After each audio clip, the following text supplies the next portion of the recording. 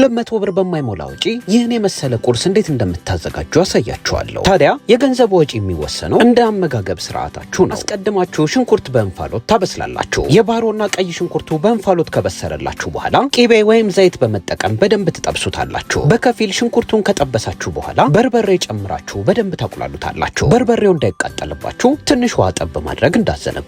የመለኛን የምግብ ግብአቶች ኢትዮጵያ ውስጥ ሆናችሁ በርበሬን ጨምሮ የተለያዩ የመለኛን የምግብ ግብአቶችን ማዘዝ ለምትፈልጉ የመለኛ ተከታታዮች የኢንስታግራም ገጻችን ላይ መልእክት በመላክ ማዘዝ ትችላላችሁ። ካዘዛችሁ በኋላ እኛ ያላችሁበት ቦታ እንልክላችኋለን። በርበሬውን በደንብ ከቀላቀላችሁ በኋላ የማቁላያ ቅመም ታደርጋላችሁ። የማቁላያ ቅመሙን ካሻችሁት በኋላ ነጭ ሽንኩርት ትጨምራላችሁ። ከነጭ ሽንኩርቱ በተጨማሪ የበለጠ እንዲጣፍጥልን ኮረሪማና የሮዝመሪ ዱቄት እንጨምራለን። አሁን ቁሌቱ በዚህ መልኩ በደንብ ከተቁላላ በኋላ አንድ የሾርባ ማንኪያ የቲማቲም ድልህ እንጨምራለን። ድልሁ እንዴት እንደሚዘጋጅ እዚሁ ገጻችን ላይ ታገኙታላችሁ። ድልሁን በሚገባ ከቀላቀላችሁ በኋላ የምትፈልጉትን ያህል ጨው ከላይ ትጨምራላችሁ። ለስለስ እንዲልላችሁ ደግሞ ተጨማሪ ቅቤ ከላይ ታደርጋላችሁ። ቁሌቱን በቆንጆ መልኩ ካዘጋጃችሁ በኋላ እሳቱን ሙሉ ለሙሉ ታጠፉና ከላይ አንድ ኩባያ አይብና የተወሰነ ቃሪያ ትጨምራላችሁ። አሁን ቁርሳችን ዝግጁ ሆኗል። አሳምረን ደግሞ እናቀርባለን። ይህን የቁርስ አይነት ከዚህ በፊት ባሳየኋችሁ የተለያዩ የዳቦ እንዲሁም የቂጣ አይነቶች አብራችሁ ማቅረብ ትችላላችሁ። 200 ብር ባልሞላ ወጪ እንግዲህ ይህን የመሰለ ቁርስ ማዘጋጀት ትችላላችሁ። ሞክራችሁትም እንደምትወዱት